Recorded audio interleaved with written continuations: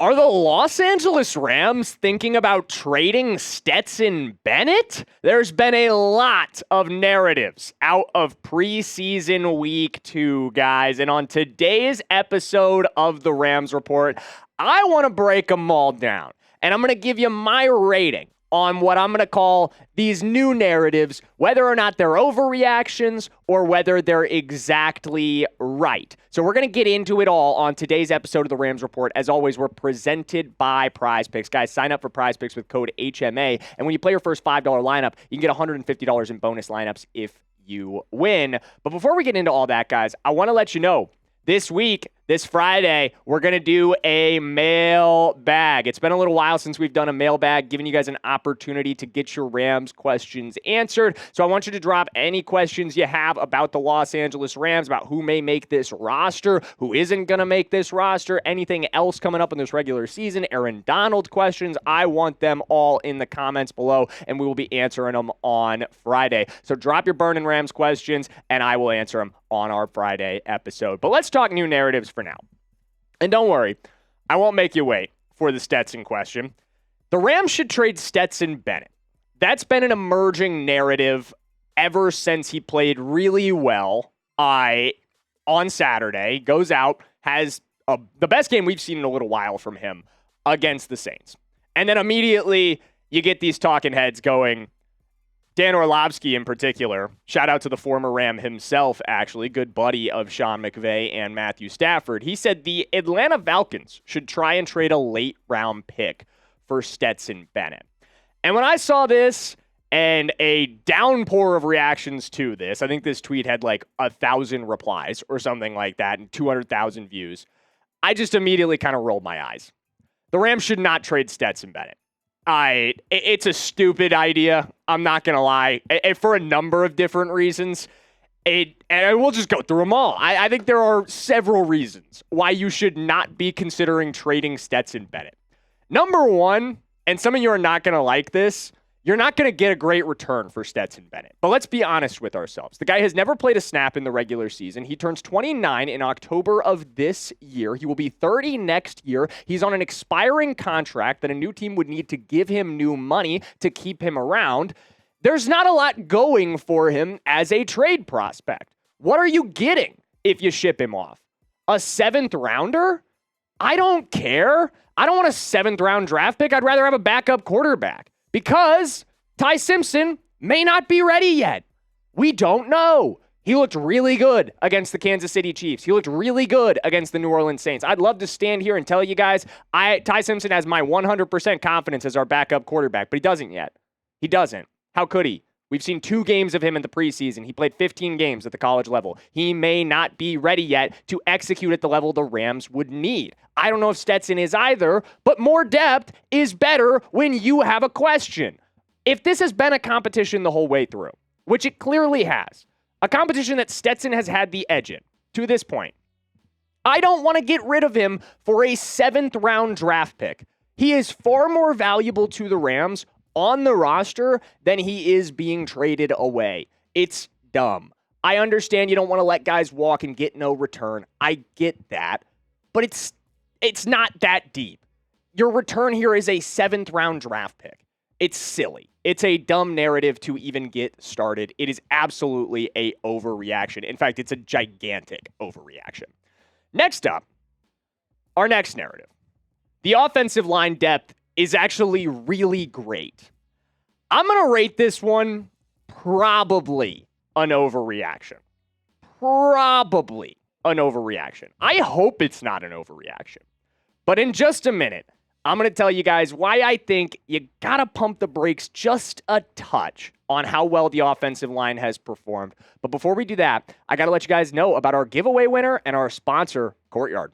Today's show is made possible by Courtyard, guys. Head to courtyard.io and use code HMA at checkout for 15% off. And guys, thanks to Courtyard, we've been able to run a giveaway for this awesome PSA 9 Ty Simpson. You guys had the opportunity to enter all last week, and including on our live show. And I'm happy to announce the winner of that giveaway is Gothic Duel 8721. That was the Courtyard username. I remember you sending it in, but I can't remember who you were. So let me know in the comments who is Gothic Duel. I want to know who came away with this one, guys. But Courtyard is absolutely awesome, guys. I'm a huge card collector, and they are an awesome way to get in on that action in a digital sense. They allow collectors to rip digital packs of authentic, real graded cards. This is what it looks like when you open a pack on Courtyard, guys. I opened this one earlier this week myself, and I actually pulled a pretty sick card. Ended up trading it away to our Falcons host, but a 9.5 Drake London here, so that was absolutely awesome.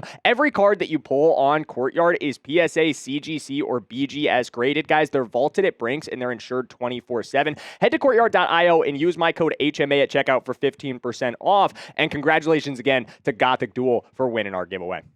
Thanks to Courtyard for sponsoring today's video. Guys, let's start talking about this offensive line because they've balled. No starters out there. They have absolutely played well. Bill Murray's been great. Bill Murray's been the star. Bill Murray's been honestly like he's delivering an Oscar-worthy performance. Bill Murray is. Dylan McMahon at center, he's been really solid. A.J. Arcuri's had good moments as well when he's been asked to play. He did get back into action against the Saints after being rested in week 1. Blake Hance has been all right. Wyatt Bowles has been okay. Austin Blaske has impressed me for an undrafted free agent. Bryce Henderson has been really the only... No, we're not keeping Bryce Henderson around. He's been pretty atrocious in pass blocking. But the rest of this group has shown you when they've gone out there, they've been solid. They've been able to protect their quarterbacks. They've given Stetson and Ty Simpson consistent time to figure things out, consistent time to diagnose things, consistent time to get the ball out. But I'm still going to call this a slight overreaction, primarily because you cannot evaluate anything without evaluating who they went up against. They went up against the Saints backups. Saints, at the end of the day, they may contend to win the NFC South this season, but they are not a deep team in the NFL. We found that out in full force on Saturday. They went down 34-0 with not a single one of their starters playing. So nobody on that field is a high-caliber NFL player for the New Orleans Saints. That's the reality of it. And so at the end of the day, I do view this as an overreaction. I do view it as probably an overreaction. Yes, they're playing well. And I love to see that. I love to see them giving time. But I don't think you can look at preseason dominance against a team that didn't play a single guy who's going to start at the NFL level and go, okay, yeah, our offensive line depth is absolutely set. I think you feel more confident about it than you did before, absolutely. But I don't think you'll walk away from that one going, we have no questions and concerns along the offensive line. That's just an overreaction. Speaking of overreactions, Alzillian Hamilton. This, I've seen a good deal. He's a lock to make the Rams roster. I'm going to call this one a huge overreaction. Guys, I'm not going to lie. I've seen it with him, and I've also seen it with Alex Cook after the pick 6 for Alex Cook. And I would love for Alzillian Hamilton to make this roster. It would be really cool. I think he's been a better than expected piece of this Rams defense. However, it's a tough room to make, guys. It really, really is.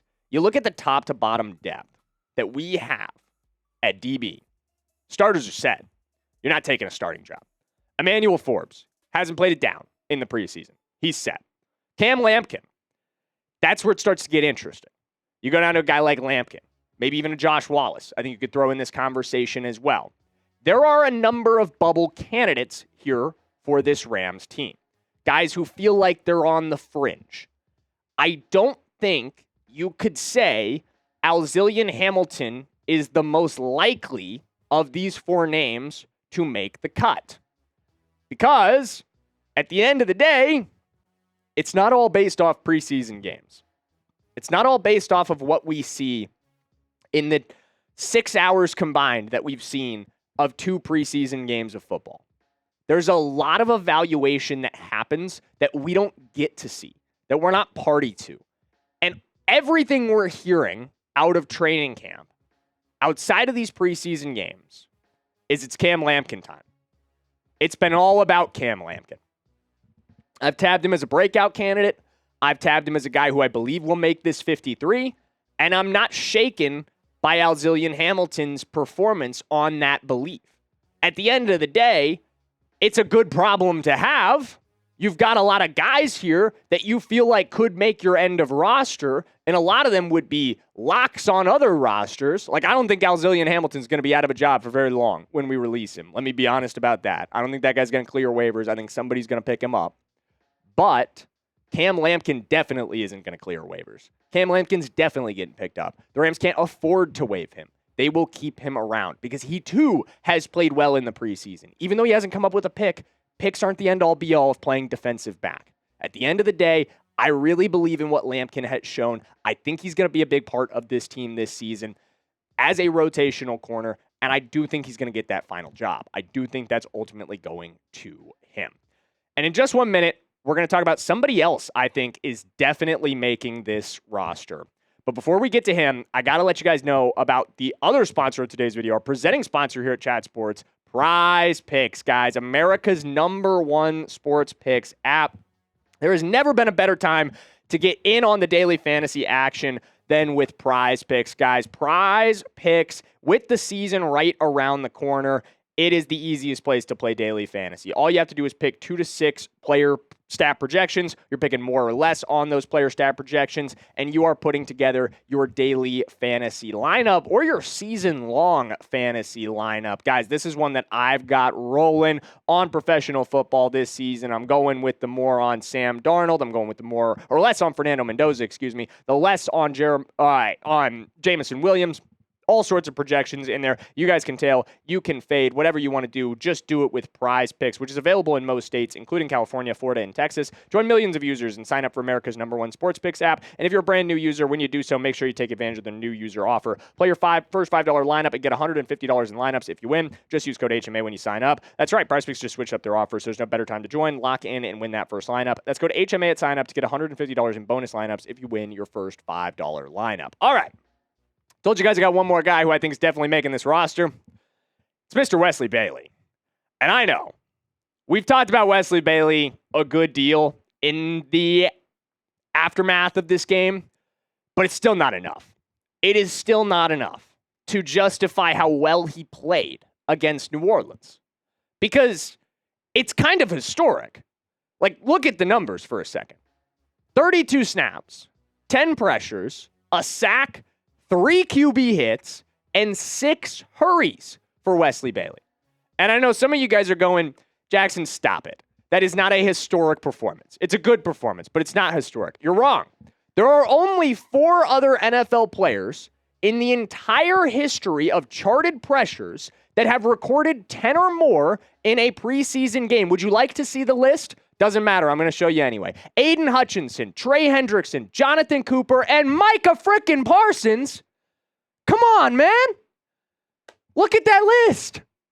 Am I telling you Wesley Bailey is any of these 4 guys? No, that's not the point. What I am telling you is, are you going to take the chance? Are you going to cut Wesley Bailey when he's in this kind of rarefied air? You want to go let somebody else pick him up on the P squad? No chance. Do not get Willie Lampkin here. I've said it before and I'll say it again. If he ends up on the P squad, you guys are going to hear a rant from me you haven't heard yet in my entire history of covering this channel. Some vitriol is going to come out of me because it doesn't make any sense. This guy's balling out. Find a spot for him on this roster. There's absolutely one. Whether it's Tanner Angle not making this team at safety, Darquez Hunter not making this team at running back, there is a way that you can make Wesley Bailey a part of this team. And at one of the most important positions in our game, you can never have too much depth at edge. You can never have too many guys that are really good at getting after the quarterback. That is That's the best problem you could ever have, is we've got way too many guys who get after the QB, who make quarterbacks' lives miserable. I want every single one of them. You can never have enough. And Wesley Bailey should be on this team because getting 10 pressures in a game, that is nothing to scoff at. I know he didn't get a single pressure against the Kansas City Chiefs, but you could deliver a 10-pressure game for me. Look out, man. There's a spot on this team for you. All right, guys. That's going to round it out for today's episode of the Rams Report. Speaking of spots on this team, we got our 53-man roster projection coming out tomorrow, our second of the preseason. So make sure you tune in for that. I will see you then. Make sure you're subscribed, and I'll see you tomorrow.